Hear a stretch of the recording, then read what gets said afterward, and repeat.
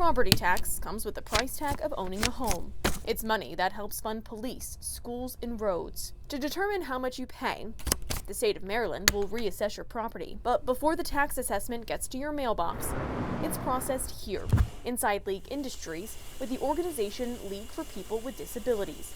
As the name suggests, they employ people with disabilities. I'm sorry for the League's part in all this, but it is for a good cause. David Greenberg, the president and CEO of the League for People with Disabilities, says they work with the state on many different jobs. 10 years we have not messed this thing up. We did mess it up this year, but we're willing to fix it.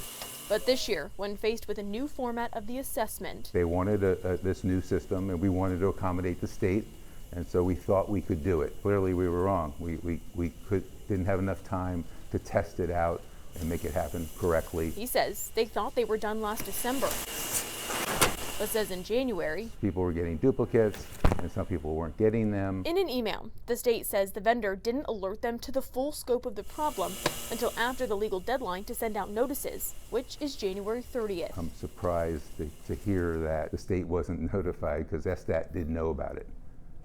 They're the ones who brought it to our attention. As the contractor performing this project, should you have known about it before they brought it to your attention? I would have loved to know about it before we brought it to our attention.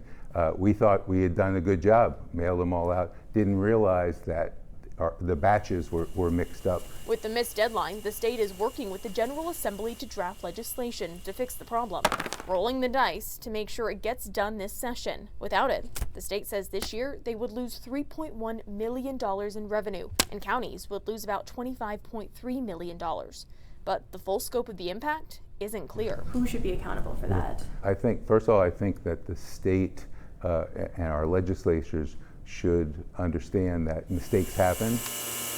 In the meantime, the League for People with Disabilities is filling these blue envelopes, making sure the missing tax assessments get mailed out. Should we get the contract again, we would test out the software well in advance.